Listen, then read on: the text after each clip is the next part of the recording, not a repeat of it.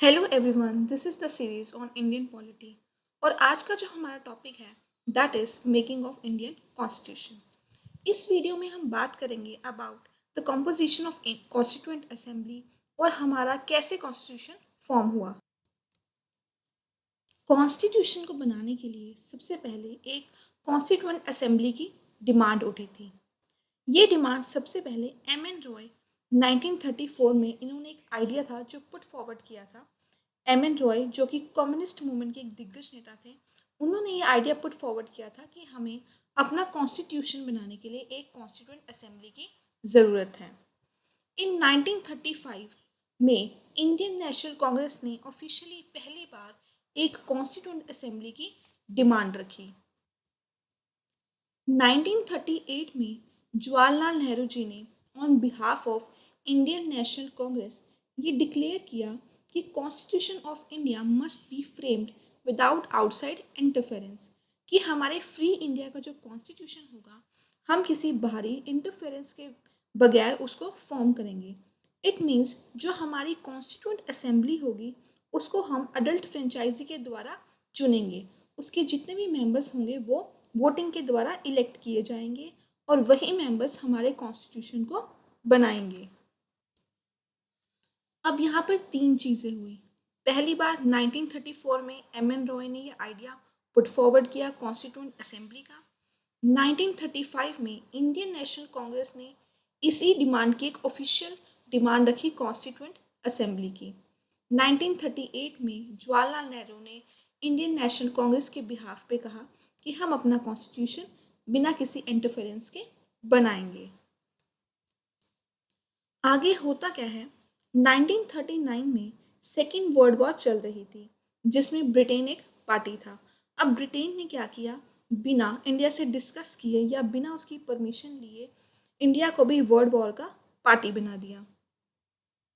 इससे जो हमारे इंडियन लीडर्स थे इंक्लूडिंग इंडियन नेशनल कांग्रेस के लीडर्स और मुस्लिम लीग के लीडर्स, वो थोड़े नाराज़ हुए कि बिना पूछे या बिना डिस्कस किए कैसे उन्होंने इंडिया को वर्ल्ड वॉर की पार्टी बना दिया। अब ब्रिटेन जो वर्ल्ड वॉर में एक पार्टी था उसको इंडियन लीडर्स की सपोर्ट की ज़रूरत थी और इस सपोर्ट को पाने के लिए उसने एक प्रपोजल रखा कि हम आपकी कॉन्स्टिट्यूंट असेंबली बनाने में हेल्प करेंगे और आप हमें अपना सपोर्ट दीजिए। इस मदद को पाने के लिए जो इंडियन नेशनल कांग्रेस ने डिमांड रखी थी कॉन्स्टिट्यूंट असेंबली को बनाने की, वो इन्होंने पार्शली मान ली थी अगस्त ऑफर 1940 में। इन्होंने कहा हम आपकी कॉन्स्टिट्यूंट असेंबली बनाने में ज़रूर हेल्प करेंगे but after the world war second. आगे 1942 में क्रिप्स मिशन आता है। सर स्टैनफोर्ड क्रिप्स कहते हैं कि हम आपकी कॉन्स्टिट्यूशन बनाने में हेल्प करेंगे और उन्होंने जो मुस्लिम लीग की जो डिमांड थी ना दो कॉन्स्टिट्यूंट असेंबली की या सेपरेशन की, वो भी रिजेक्ट कर दी थी। अब जो अगस्त ऑफर और क्रिप्स मिशन थे, इन दोनों चीज़ का एक ही टारगेट था कि इंडियन लीडर्स चाहते थे कि हम अपना कॉन्स्टिट्यूशन खुद बनाएंगे, अपने लॉस खुद बनाएंगे, बस हमें कॉन्स्टिट्यूंट असेंबली बनाने में आपकी हेल्प चाहिए। सो फाइनली हमारा कैबिनेट मिशन नवंबर 1946 को इस तरह एग्जिस्टेंस में आ गया।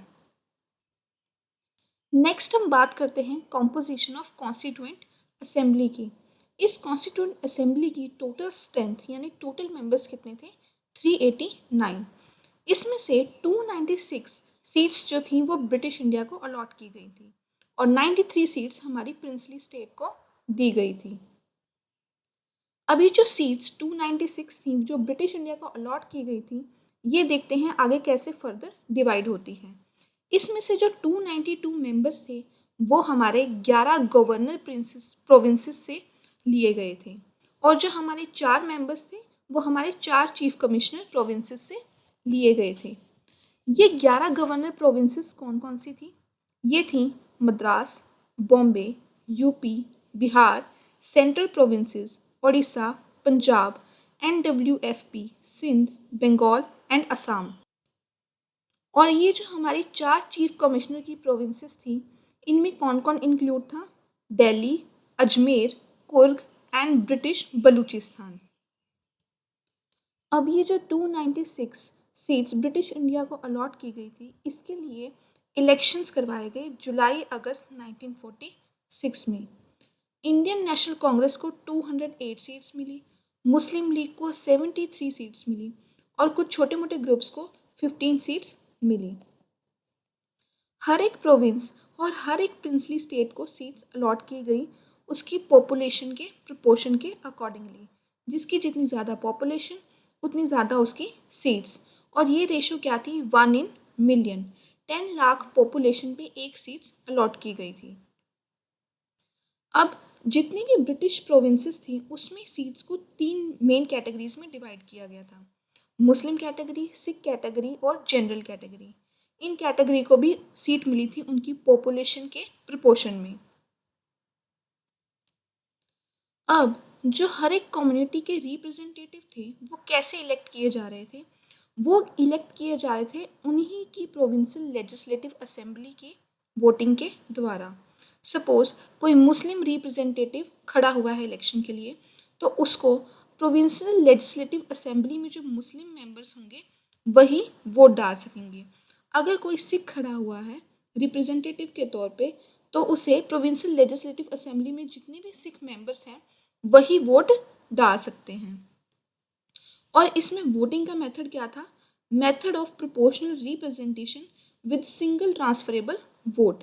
ये मेथड हम एट प्रेजेंट हमारी कॉन्स्टिट्यूशन में कहाँ पे देखते हैं? हमारे प्रेसिडेंट के इलेक्शन में भी यही मेथड यूज किया जाता है। इस कॉन्स्टिट्यूंट असेंबली की जो फर्स्ट मीटिंग थी वो 9 दिसंबर 1946 को दिल्ली में हुई थी और इसके जो इंटरिम प्रेसिडेंट थे वो थे डॉक्टर सचिदानंद सिन्हा। इसको दोबारा रीअसेंबल किया गया 14 अगस्त 1947 में, क्योंकि इस टाइम पे जो हमारा इंडिया था वो इंडिपेंडेंस की तरफ जा रहा था, इंडिपेंडेंट हो चुका था। तो अब इस कॉन्स्टिट्यूंट असेंबली को एक इंडिपेंडेंट रूप देने के लिए इसको दोबारा रीअसेंबल किया गया। अब जो 93 सीट्स हमारी प्रिंसली स्टेट को दी गई थी, इन्होंने डिसाइड किया कि ये इस कॉन्स्टिट्यूंट असेंबली से दूर ही रहेंगे, ये उसमें पार्टिसिपेट नहीं करेंगे, इसलिए इनकी सीट्स हमेशा ही वैकेंट रहीं। ये जो हमारी कॉन्स्टिट्यूंट असेंबली थी ना, इसमें इंडियन सोसाइटी के हर सेक्शन को, हर तबके को एक रिप्रेजेंटेशन मिला था। मतलब थोड़े थोड़े लोग हर सेक्शन से इसमें इंक्लूड थे, जैसे कि Hindu, Muslim, Sikh, Parsi, Anglo Indian, Indian Christian, SC, ST, including women, इन सबको इसमें रिप्रेजेंटेशन दी गई थी। अभी हमने पढ़ा कि इस असेंबली की पहली मीटिंग 9 दिसंबर 1946 को हुई under the interim president of Sachidanand Sinha. ये यहाँ के टेम्परेरी प्रेसिडेंट या फिर इंटरिम प्रेसिडेंट भी हम कह सकते हैं। ये इन्होंने फ्रेंच प्रैक्टिस से इंस्पायर होकर इनको प्रेसिडेंट उस टाइम बनाया था। उस प्रैक्टिस में क्या होता था, अगर कोई न्यू कमेटी बन रही है या न्यू असेंबली बन रही है तो वहाँ के जो मोस्ट सीनियर मेंबर होते थे उनको प्रेसिडेंट बना दिया जाता था। इस पहली मीटिंग में जब हुई तो मुस्लिम लीग ने इस मीटिंग से अपने आप को बाइकआउट कर लिया था। 11 दिसंबर 1946 को Rajendra Prasad was elected as president of assembly. Assembly के प्रेसिडेंट बने हमारे राजेंद्र प्रसाद।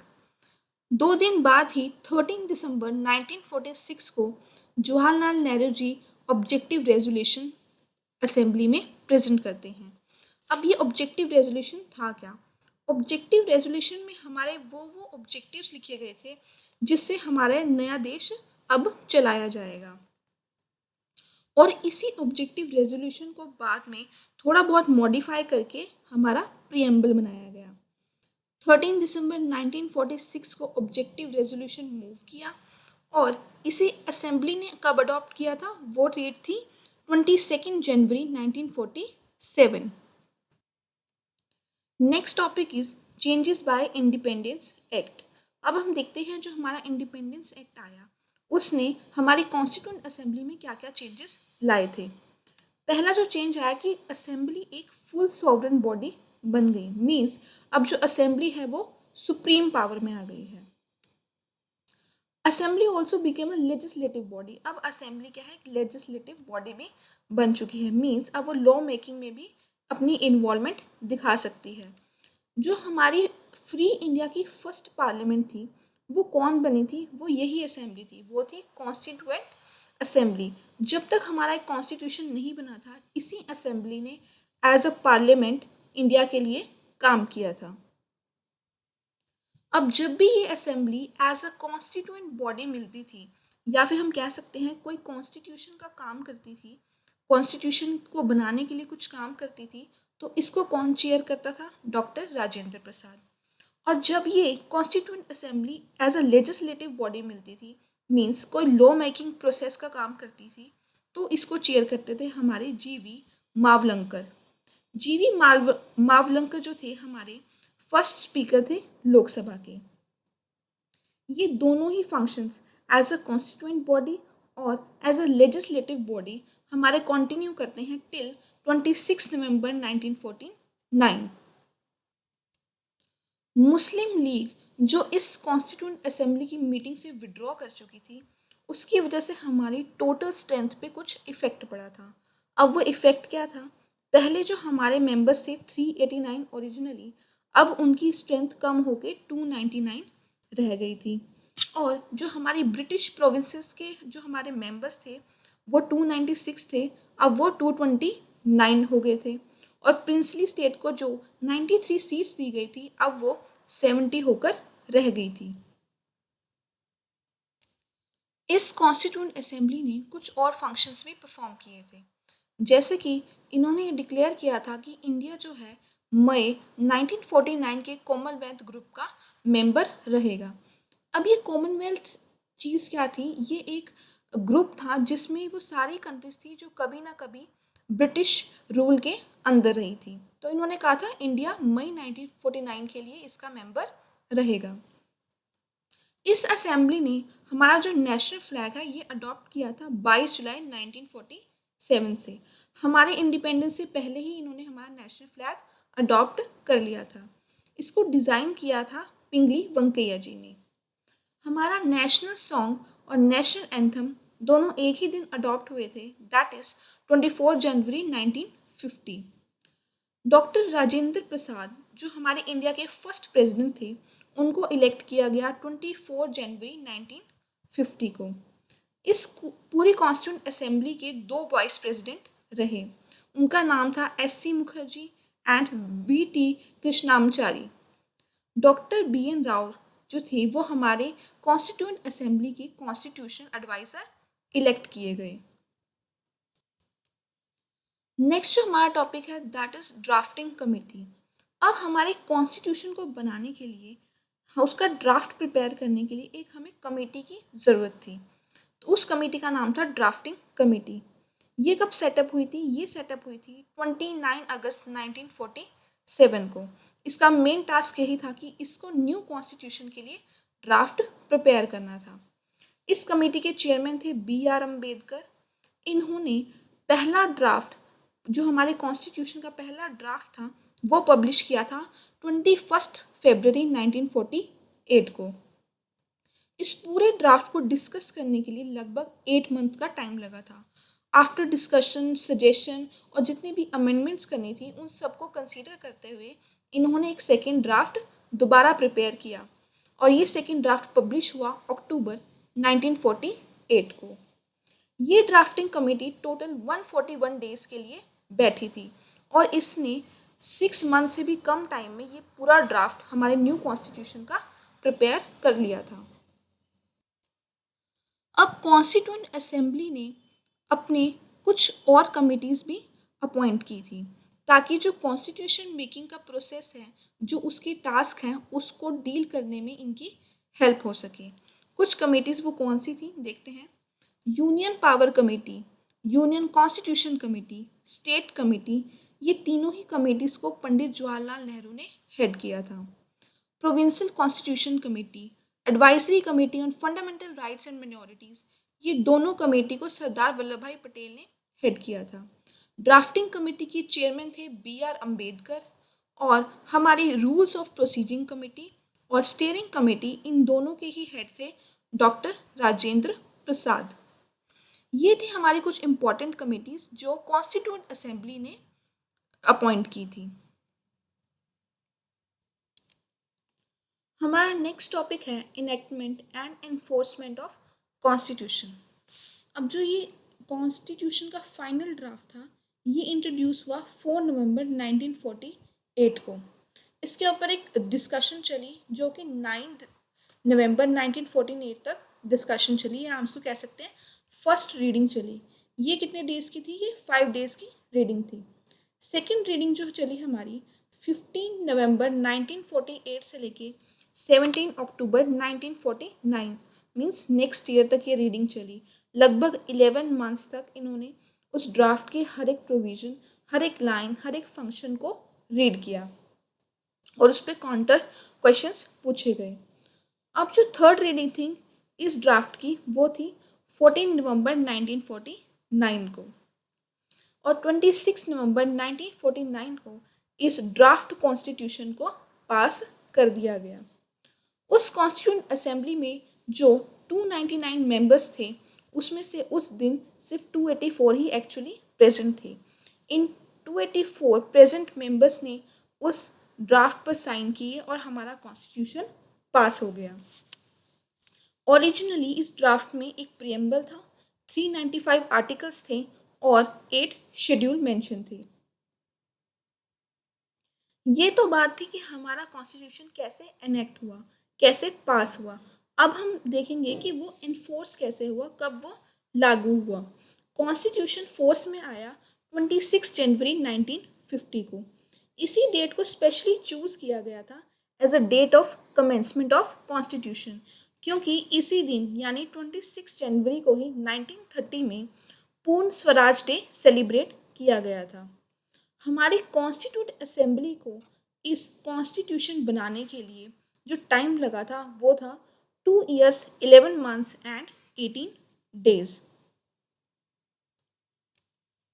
अब हमारा कॉन्स्टिट्यूशन पास हो चुका था, तो हमारा जो नेक्स्ट टॉपिक है that is feature of constitution. एक इस कॉन्स्टिट्यूशन की क्या क्या खास बातें थी। हमारा जो इंडिया का कॉन्स्टिट्यूशन है वो सबसे बड़ा और लेंथी कॉन्स्टिट्यूशन है पूरे वर्ल्ड का। हम इसे कहते हैं कॉम्प्रिहेंसिव कॉन्स्टिट्यूशन। मीन्स ये बहुत ही ज़्यादा एलेबोरेटिव है और ये बहुत ही एक डिटेल डॉक्यूमेंट है जिसमें हर एक चीज़, हर एक प्रोविज़न, हर एक प्रावधान बहुत ही डिटेल तरीके से दिया गया है। इसमें ओरिजिनली इस कॉन्स्टिट्यूशन में 395 आर्टिकल्स थे जो कि 22 पार्ट्स में डिवाइड किए गए थे और 8 शेड्यूल्स थे। अब इस कॉन्स्टिट्यूशन के इतने बड़े साइज होने के कुछ फैक्टर्स थे। वो फैक्टर्स क्या थे? पहला फैक्टर था ज्योग्राफिकल फैक्टर। जो हमारा इंडिया है, हमारी कंट्री है, वो इतनी डाइवर्स है और इतनी बड़ी है कि हर एक फैक्टर को देखते हुए, हर एक एरिया की ज़रूरतों को देखते हुए जब हमने ये कॉन्स्टिट्यूशन बनाया तो इसका साइज इतना बड़ा हो गया। नेक्स्ट जो फैक्टर है दैट इज हिस्टोरिकल फैक्टर। हमारा जो कॉन्स्टिट्यूशन है कहते हैं वो इंस्पायर है किससे? गवर्नमेंट ऑफ इंडिया एक्ट 1935 से, जो कि खुद में ही एक बहुत बल्कि डॉक्यूमेंट था, इसीलिए इसका साइज इतना बड़ा है। नेक्स्ट फैक्टर आता है that is single constitution for both centre and state except Jammu and Kashmir. कहते हैं ये एक सिंगल कॉन्स्टिट्यूशन था पूरे इंडिया के लिए, जम्मू और कश्मीर को छोड़ के, क्योंकि जम्मू और कश्मीर के पास पहले एक स्पेशल स्टेटस था जो कि अब नहीं है, अब उसको हटा दिया गया है। नेक्स्ट जो फैक्टर है that is dominance of legal luminaries. कहते हैं जब इंडिया का कॉन्स्टिट्यूशन बना तो वो कॉन्स्टिट्यूशन किसके इफेक्ट पे था? वो था हमारे लीगल ल्यूमिनरीज, मतलब एडवोकेट ज़्यादा थे। हमारी कॉन्स्टिट्यूंट असेंबली में एडवोकेट ज़्यादा होने की वजह से ये एक बहुत ही डिटेल डॉक्यूमेंट बना। इसमें हर चीज़ की प्रोविज़न, हर चीज़ की एक्सप्लेनेशन इतनी ज़्यादा दी गई है कि ये एक बहुत ही बल्कि डॉक्यूमेंट बन गया। नेक्स्ट जो हमारा फीचर है इंडियन कॉन्स्टिट्यूशन का that is drawn from various sources. कहते हैं कि जो इंडिया का कॉन्स्टिट्यूशन बना था ना, तो वो डिफरेंट डिफरेंट कंट्री के कॉन्स्टिट्यूशन से इंस्पायर होकर लिया गया था। जैसे कि जो हमारे कॉन्स्टिट्यूशन का स्ट्रक्चरल पार्ट है वो गवर्नमेंट ऑफ इंडिया एक्ट 1935 से लिया गया है। जो इसका फिलोसफिकल पार्ट है वो फंडामेंटल राइट्स और DPSP directive principle of state policy पे फोकस करता है। जो इसका पॉलिटिकल पार्ट है मीन्स जो कैबिनेट गवर्नमेंट के प्रिंसिपल है या फिर relations between executive and legislature है उसको दर्शाता है। ये ब्रिटिश कॉन्स्टिट्यूशन से इन्होंने इंस्पायर होके इसमें इंक्लूड करे हैं। इंडियन कॉन्स्टिट्यूशन के लिए ऐसा भी कहा जाता है कि जो इंडिया के कॉन्स्टिट्यूशन में जितने भी प्रोविजन है more than half of the provision बिल्कुल सेम है या आइडेंटिकल हैं या उससे मिलते जुलते हैं किससे, गवर्नमेंट ऑफ इंडिया एक्ट 1935 से। नेक्स्ट जो फीचर है that is blend of rigidity and flexibility. ये कैसे रिजिड और कैसे फ्लेक्सिबल है। कुछ प्रोविजंस को चेंज करने के लिए तो हमें एक स्पेशल मेजोरिटी चाहिए पार्लियामेंट की, और कुछ प्रोविजन है जो हम सिंपल मेजोरिटी से भी उन प्रोविजंस को चेंज कर सकते हैं या अमेंड कर सकते हैं। अब ये स्पेशल मेजोरिटी क्या होती है। स्पेशल मेजोरिटी किसी भी पार्लियामेंट की वो है जहाँ पे 2/3 of the member of each house means lower house मतलब लोकसभा और राज्यसभा के 2/3 मेंबर्स अगर वोट करें किसी प्रोविजन को लेकर के तो वो हमारी स्पेशल मेजॉरिटी मानी जाती है। इसीलिए कुछ प्रोविजंस को हम स्पेशल मेजॉरिटी से सॉल्व करते हैं और कुछ प्रोविजंस जो है हमारे सिंपल मेजॉरिटी से, जैसे कि हमारे जो सिंपल ऑर्डिनेंस होते हैं लेजिस्लेटिव के, जैसे उनको चेंज किया जाता है वैसे ही वो सिंपल मेजॉरिटी से अमेंड किए जा सकते हैं। नेक्स्ट फीचर हमारा है federal system with unitary bias. Federal system with unitary bias means article 1 में इंडिया को as a union of state describe किया गया है, विच मीन्स कि इंडिया एक फेडरेशन है और किसी भी स्टेट को इंडिया से अलग होने की, इस फेडरेशन से अलग होने की इजाज़त नहीं है।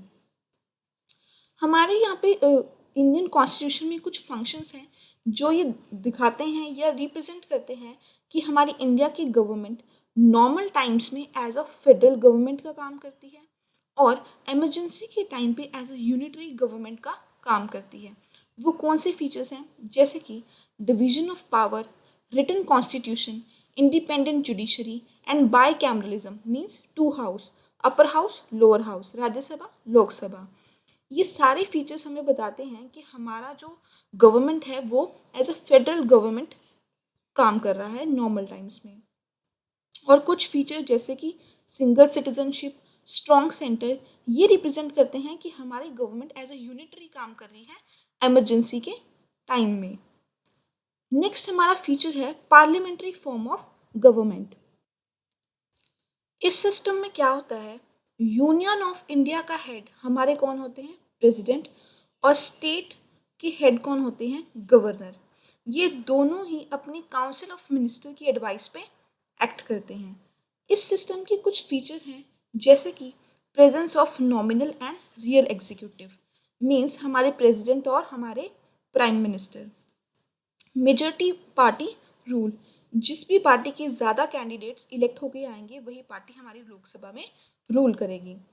Collective responsibility of executive to the legislature, जितने भी काउंसिल ऑफ मिनिस्टर हैं वो किसको रिस्पॉन्सिबल है, उनके हेड को, प्राइम मिनिस्टर को। Membership of minister in legislature, जितने भी हमारे लेजिस्लेचर लोकसभा में या राज्यसभा में बैठे हैं उनकी मिनिस्टर्स की मेंबरशिप का होना। Leadership of prime minister, prime minister तो हमारे लीडर हैं ही हैं, और चीफ मिनिस्टर हमारे कहाँ के लीडर माने जाते हैं, स्टेट लेजिस्लेटिव असेंबली के। डेजोल्यूशन ऑफ लोअर हाउस, ये भी हमें पता है कि जब भी हमें सरकार गिरानी होती है तो हम लोअर हाउस को यानी लोकसभा को डिसॉल्व कर देते हैं। अब जो इंडियन स्टेट है उसमें इंडियन कॉन्स्टिट्यूशन में कहा गया है जो इंडिया का जो हमारा हेड होगा वो इलेक्टेड होगा, ना कि हेरिडिटरी। मीन्स उसे इंडिया के सिटीजन इलेक्ट करेंगे, इसलिए हम रिपब्लिक है, अपने आप को रिपब्लिक इंडिया कहते हैं। और जैसे कि ब्रिटिश स्टेट में क्या है, वहाँ पे राजशाही चलती है, मीन्स एक रॉयल खानदान है जिनके आगे आगे जो उनके सक्सेसर होंगे वही आगे उनके हेड बनेंगे, इसलिए उनको मोनार्की कहते हैं। अब जो पार्लियामेंट्री सिस्टम ऑफ गवर्नमेंट है इसको हम प्राइम मिनिस्टेरियल गवर्नमेंट भी कहते हैं, क्योंकि इसमें पीएम का जो है वो मेन रोल रहता है। नेक्स्ट फीचर है हमारा synthesis of parliamentary sovereignty and judicial supremacy. जो हमारा सोवरेन पार्लियामेंट का सिद्धांत है वो हमने ब्रिटेन से लिया है, और जो हमारा जुडिशियल सुप्रीमेसी का सिद्धांत है वो हमारे अमेरिका से है। मीन्स जो अमेरिका का सुप्रीम कोर्ट है वो अपने आप में बहुत ज़्यादा पावरफुल है, और जो ब्रिटेन की पार्लियामेंट है वो अपने आप में बहुत ज़्यादा पावरफुल है। जब इंडिया का कॉन्स्टिट्यूशन बना तो कॉन्स्टिट्यूट असेंबली ने ये देखा कि ये दोनों अपने आप में ही बहुत ज़्यादा एक्सट्रीम लेवल पे हैं, तो हम इंडियन कॉन्स्टिट्यूशन में इन दोनों का इंटर मिक्स लाएंगे, यानी कि ना तो ज़्यादा पार्लियामेंट पावर में हो और ना ही ज़्यादा सुप्रीम कोर्ट पावर में हो। तो हमारी इंडियन कॉन्स्टिट्यूशन में जो हमारी पावर है पार्लियामेंट की और सुप्रीम कोर्ट की, वो हारमोनियस तरीके से इन दोनों में ऐसे डिवाइड की गई है कि अगर पार्लियामेंट कोई गलत लॉ बनाता है या कोई गलत प्रोविजन पास करने की कोशिश करता है तो सुप्रीम कोर्ट के पास ये राइट है कि वो उसको रोक सकता है, और अगर सुप्रीम कोर्ट कोई गलत डिसीजन देता है तो पार्लियामेंट के पास पावर है कि वो उसको रोक सकता है। नेक्स्ट जो हमारा फीचर है that is integrated and independent judiciary. India की जुडिशरी इंडिपेंडेंट कैसे है? जो हमारा सुप्रीम कोर्ट है उसके ऊपर कोई दबाव नहीं है, इसलिए वो इंडिपेंडेंट है। जैसे सुप्रीम कोर्ट, हाई कोर्ट, ये अपने आप में ही अपने एरिया में centre as well as state law बना सकते हैं। जो हमारी जुडिशरी है ना वो हायरार्की लेवल में तो है बट वो इंटीग्रेटेड है, मतलब वो एक है। जैसे कि पहले सुप्रीम कोर्ट, फिर high court and then district court, ये सारे हायरार्की लेवल में हैं बट ये एक है। हमारे सुप्रीम कोर्ट को हम गारंटर ऑफ फंडामेंटल राइट भी कहते हैं। ऐसा क्यों? ऐसा इसलिए है कि अगर किसी भी सिटीजन का फंडामेंटल राइट वॉयलेट होता है तो हम उसकी सुनवाई के लिए, उसकी याचिका के लिए सुप्रीम कोर्ट के पास जा सकते हैं। नेक्स्ट फीचर है फंडामेंटल राइट्स। हमारे इंडियन कॉन्स्टिट्यूशन ने हर सिटीजन को 6 राइट्स दिए गए हैं। वो 6 राइट कौन से हैं? Right to equality, right to freedom, right against exploitation, right to freedom of religion, cultural and educational rights and right to constitutional remedies. अब ये जितने भी राइट्स हमें सिटीजन को मिले हैं हम इनको कहते हैं कि they are justiciable in nature. Means अगर हमारा कोई भी फंडामेंटल राइट वॉयलेट हो रहा है तो हम उसको लागू करवाने के लिए अपने कोर्ट के पास, अपने कानून व्यवस्था के पास जा सकते हैं। नेक्स्ट फीचर है that is directive principle of state policy. ये डायरेक्टिव प्रिंसिपल्स क्या थे? ये एक प्रमोटिंग आइडिया था, किसको? सोशल और इकोनॉमिक डेमोक्रेसी को प्रमोट करने का एक आइडिया था। इसमें ये कहते हैं कि हम एक वेलफेयर ऑफ स्टेट एस्टेब्लिश करना चाहते हैं। मीन्स हम चाहते हैं कि हर सिटीजन के पास एक अच्छी डिसेंट लाइफ हो, खाने को रोटी हो, सर के ऊपर छत हो, पीने के लिए पानी हो, एक बेसिक लाइफ जीने के लिए जो जो भी नेसेसिटीज़ होती हैं वो सबको मुहैया करवाई जाए। अब जो ये directive principle of state policy है ना ये नॉन जस्टिसेबल है। हम फंडामेंटल राइट्स के वॉयलेट होने पर तो सुप्रीम कोर्ट या किसी भी कोर्ट के पास जा सकते हैं, बट इसके वॉयलेट होने के लिए हम सरकार को नहीं कह सकते, इसीलिए ये नॉन जस्टिसेबल है। नेक्स्ट जो हमारा फीचर है दैट इज फंडामेंटल ड्यूटीज़। जैसे हमारी इंडियन कॉन्स्टिट्यूशन ने हमें कुछ राइट्स दिए हैं वैसे ही इंडियन कॉन्स्टिट्यूशन में इंडिया के सिटीज़न के लिए कुछ फंडामेंटल ड्यूटीज़ भी हैं जिनके बारे में इंडियन सिटीज़न को अवेयर होना चाहिए। देश के प्रति उनकी कुछ फ़र्ज़ बनते हैं, कुछ कर्तव्य बनते हैं अपनी कंट्री के लिए, अपनी सोसाइटी के लिए, अपने फेलो सिटीज़न के लिए। और ये जो हमारे फंडामेंटल ड्यूटीज़ हैं ना ये भी नॉन जस्टिसेबल है। हमारी टोटल 11 ड्यूटीज़ हैं जो कि हमारे इंडियन कॉन्स्टिट्यूशन में मेंशन है। जो 10 ड्यूटीज़ हैं वो हमारी 42nd अमेंडमेंट एक्ट 1976 में आई थी। स्वर्ण सिंह कमेटी थी जो उन्होंने फॉर्म की थी, उसके तहत हमें 10 फंडामेंटल ड्यूटीज़ मिली थी। जो एक एडिशनल ड्यूटी जो बाद में ऐड हुई है वो ऐड हुई है 86 कॉन्स्टिट्यूशन अमेंडमेंट एक्ट 2002 में। तो इस तरीके से हमारी टोटल 11 ड्यूटीज़ बन गई। नेक्स्ट जो हमारा फीचर है that is secular state. India अपने आप को एक सेक्युलर स्टेट मानता है। क्यों? क्योंकि इंडिया का कोई भी एक ऑफिशियल रिलीजन नहीं है।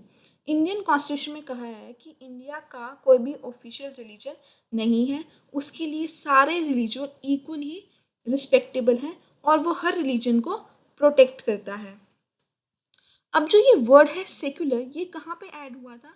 ये हमारे प्रियम्बल में ऐड किया गया था 42nd constitution amendment act in 1976 के तहत। नेक्स्ट जो फीचर है that is universal adult franchise. Universal adult franchise क्या है? जितने भी हमारी 18 प्लस के सिटीजन हैं उनको एक राइट है that is right to vote. वो अपने मनपसंद कैंडिडेट को इलेक्ट वोट डाल सकते हैं। पहले जो राइट टू वोट की एज थी वो हमारी 21 ईयर्स की एज थी। बाद में इसको कम करके 18 ईयर्स रख दिया गया। वो कब किया था? 1989 में by 61st constitution amendment act of 1988। इसके तहत हमारी जो एज थी राइट टू वोट की वो 21 से कम करके 18 ईयर्स की कर दी थी। नेक्स्ट हमारा फीचर है सिंगल सिटीजनशिप। इंडिया की जो सिटीजनशिप है वो एक सिंगल है।